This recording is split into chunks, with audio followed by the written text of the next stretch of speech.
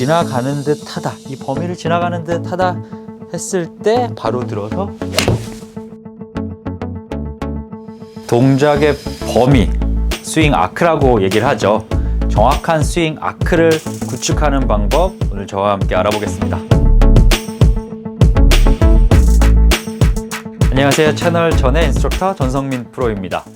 아크라고 하면 그만큼 내가 원하는 만큼 길게 이동을 시켜서 공을 정확히 맞추고 그 이후에도 피니시까지 연결되는 그 큰 원의 이론일 거예요. 그 원을, 범위를 정확히 만들어 주시는 것이 골프공을 더 똑바로 그리고 멀리 보내는데 크리티컬하다고 얘기를 하죠. 그 말인즉, 예를 들어 먼저 아이언을 든 상태에서 우리가 7번을 기준으로 스탠스 중앙 정도의 공을 내려놓고 백스윙을 시작을 해서 축이 고정된 상태에서 백스윙을 가고, 그 다음에 이 안에서 반원이 그려지는 거겠죠. 그래야지만 내가 하체를 빠르게 돌았을 때, 그리고 클럽이 뒤에서 샬로하게 들어왔을 때 레깅이라는 동작이 나올 수 있고 공을 전달하는 거고요. 마찬가지로 드라이버도 그 아크가 형성이 되는데, 자, 7번 아이언이 공이 중앙에 있었기 때문에 손이 이 중간에서 이 위치까지 가는 거리가 조금 더 짧고 시간적으로 더 짧을 수밖에, 이동하는 시간이 짧을 수밖에 없고요. 반대로 드라이버는 공이 왼발에 있어서 이 왼발에 있는 상태에서 팔이 측면으로 동일한 선상까지 가도 이 범위가 다르겠죠. 물론 공의 위치 때문에 차이가 있지만 클럽의 길이, 시간적인 소모도 좀 다를 겁니다. 하지만 여기서 딱 위치해야 되는, 즉 정면을 기준으로 정면에서 바라봤을 때 손의 위치는 아이언이나 드라이버나 같아야 된다는 걸 알 수가 있습니다. 이 부분을 연습을 해줘야 되는데, 대부분의 분들이 오히려 약간은 착각이 있는 것 같고 반대로 생각을 하는 것 같아요. 아이언은 너무 가파르게 짧으니까 내가 더 빨리 올려야 한다는 그런 생각을 하시는 분들도 있고요. 드라이버는 길고 스윙 아크를 크게 해야 되니까 왼발에 두고 샷을 함에도 불구하고 더욱더 길게 뻗어나가려고 해서 아이언에선 뒤집어지는 현상, 드라이버에선 쏠리는 현상이 발생하는 경우가 종종 있습니다. 물론 이 현상들이 아이언과 드라이버가, 아이언이 뒤집어지면 드라이버도 뒤집어지고, 드라이버가 쏠리면 아이언도 쏠리는 그런 경우들이 허다해요. 하지만 여러분들이 골프공을 더 정확히 맞추고 공을 보내려면 이 위치가 달라서 드라이버는 더 아크가 커질 수밖에 없고, 아크가 커지게 느껴질 수밖에 없고, 아이언은 더 짧기 때문에 이 시작되는 그 테이크어웨이 그 아크가 조금은 더 상대적으로 짧게 느껴질 수밖에 없습니다. 하지만 뭐 내가 움직여야 되는 건 동일한다는 거죠. 그럼 이 부분을 어떻게 연습을 하냐? 저는 이제 크게 두 가지 요소들을 활용을 하고, 또 이 활용을 함으로써 더욱더 공을 자신 있게 맞출 수 있는 연습 방법이 있는데요.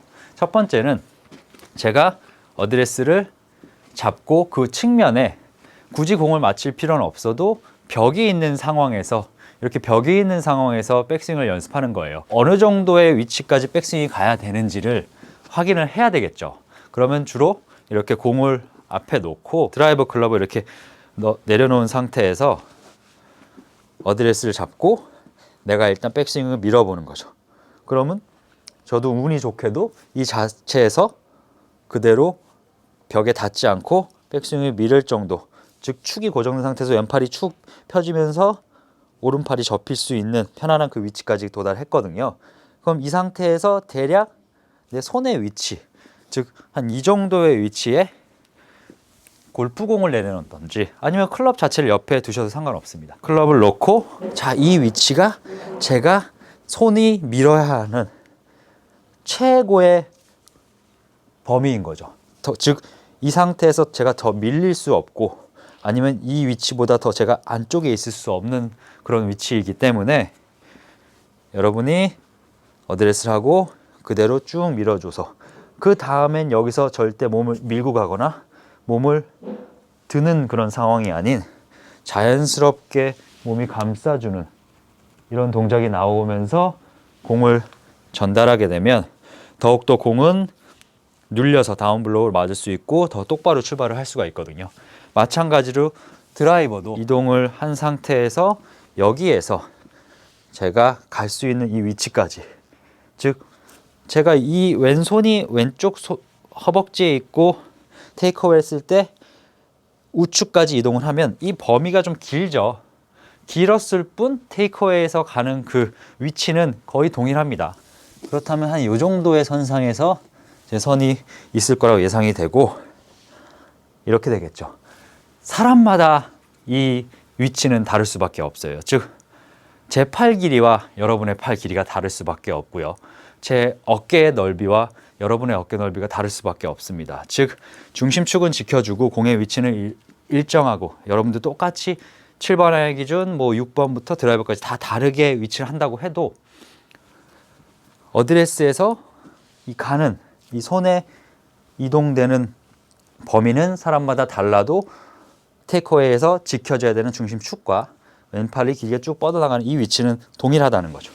그랬을 때 몸이 최대한 꼬일 수 있고 쫓아가지 않고 당겨지지 않는 그 범위를 지킬 수 있는 연습을 할 수 있어요. 실전으로 들어갈 때 측면에 뭐 가방을 세워두는 그런 경우도 있고 뭐 다양한 도구를 활용하기도 하지만, 저는 가장 간단하게 제가 가지고 있는 이 두 개의 스틱을 이용해서 연습을 시작하는데요. 우선 내 공의 위치를 파악하기 위해서 중앙에 이렇게 스틱을 내려놓고요. 그리고 내가 갈 수 있는 최대한의 위치, 즉 중앙에 놓고 이 상태에서 왼팔을 그대로 쭉 최대한 뻗어서 가주시면 이 위치가 떨어지는 걸 알 수가 있습니다. 그럼 그 아래다 바로 클럽을 내려놔 주시면 여기서 바로 한 이 정도가 되겠네요. 이렇게 내려놓은 상태에서 내 손이 측면으로 이동이 해서 여기를 지나가는 듯 하다, 이 범위를 지나가는 듯 하다 했을 때 바로 들어서 공을 쳐주시면 됩니다. 이 연습이 우리는 보이는 걸 믿고 보이는 걸 마지막으로 기억을 합니다. 그렇기 때문에 내가 이 스틱이 보인다는 걸 인지하고 있다면 당연히 공의 위치를 잘 찾으려고 하고, 내 손이 이 스틱을 지날 때 몸, 골반과 어깨를 회전을 시켜서 스윙을 보내는 연습을 하실 수가 있거든요. 마찬가지로 드라이버도 어드레스한 상태로 팔을 쭉 길게 뻗어서 이 상태에서 손이 더 아래로 내려간다는 거. 자, 한번 다시 이제 쳐보겠습니다. 이런 상태에서 내가 보낼 수 있는 위치로 쭉 길게 밀어주면, 저는 동일하게 옆으로 밀었습니다. 하지만 손이 왼쪽에 있었기 때문에 더 길어졌겠죠.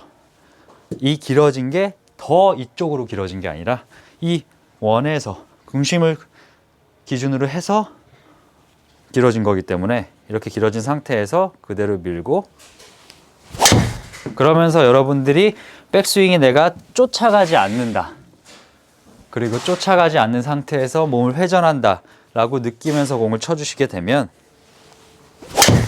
공을 스윙할 때 좀 더 일관성 있는 동작이 나올 수가 있거든요.